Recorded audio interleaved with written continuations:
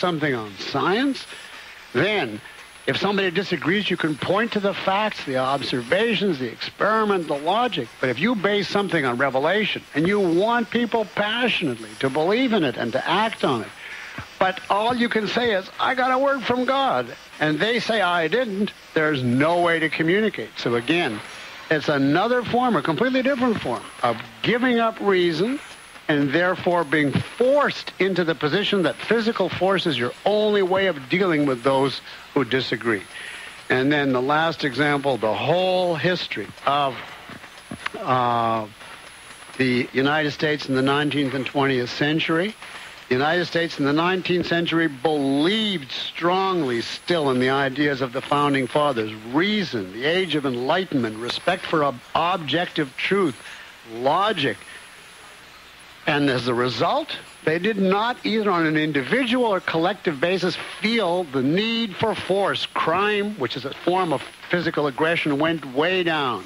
War went way down. In the 20th century, our intellectuals abandoned reason. You know now the extent to which they abandon it today, not in favor of a supernatural world, but in favor of skepticism. There are no absolutes. There is no certainty. Nobody can know anything. And, of course, in a climate like that, people are taught you can't deal with others by means of reason because there's no answers to any questions. Nobody can know anything. So it's just the same as if we were in the grip of a supernatural passion. Again, we're left helpless. Without the mind, there's nothing for us to do. And so individuals are brought up to have recourse to force, and nations are brought up to have recourse to war as the only alternative. The whole thing, therefore, in my opinion, comes down to unreason. No matter whether it's unreason in the name of emotion or genes or mystic revelation or skepticism, whatever it is, unreason, once you have it, leads to there's no way to communicate with others, there's no way to persuade them, there's no way to deal with them except brutality, force. That is the principle.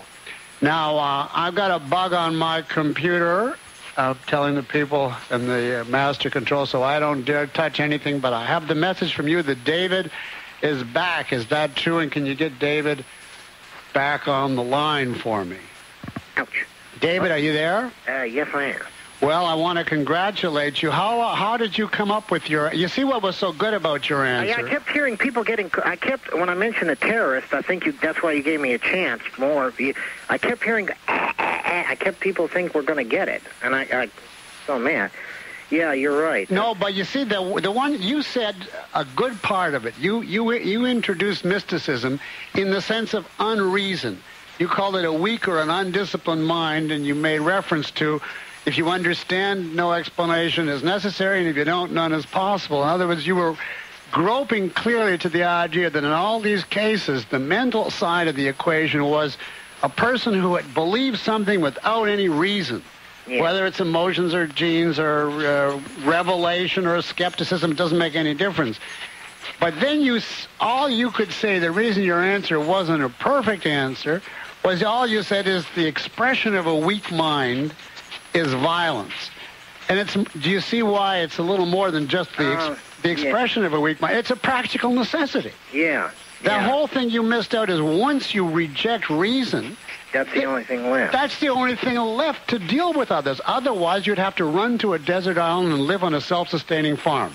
See what I mean? You have to say, I can't communicate with others. I have my passions or my revelations or my skepticism or my ethnicity or whatever it is.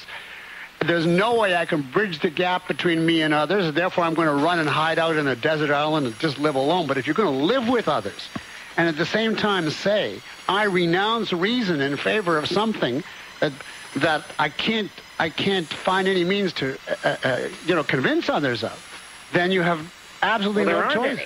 Pardon? There aren't any. That's right. Then you have no choice if you're going to deal with others but to beat them. To tear them apart, shoot them down, put a gun to their heads and say, this is how you must live, start a war, whatever. You see, the whole issue there is that unreason necessitates force as a practical matter. Is that clear, Dave? Yes, absolutely. Now, how much background did you have in philosophy? None. I just listen to your show. How long have you listened? I don't know, a couple of months, I guess. Well, I must say that I am very impressed with your ability at this subject, and I hope before you go off the line, but not on the air, give your address to Linda so that we can mail you out your prize, which was a full two sets of Ayn Rand's novels. I hope you drive a car, do you? Well, actually, I'm almost blind. So. Oh, well, this would be great for you because these are audio cassettes. Yeah. And there's 6 cassettes in one and 8 in the other of Ayn Rand's 2 novels. Have you read them? Oh, you probably couldn't have. Well, actually, they're on tape, yeah. Yeah. Well, you will now own your own 2 sets if you give your give your information to Linda. And thanks very much for entering, and congratulations. Well, thank you. I appreciate your being on. Okay. I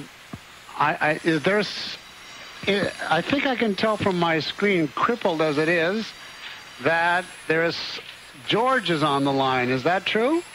And if there is a George on line 9, or is he hung up? He is gone, Leonard. Okay. Well, then we're out of time as far as I can tell.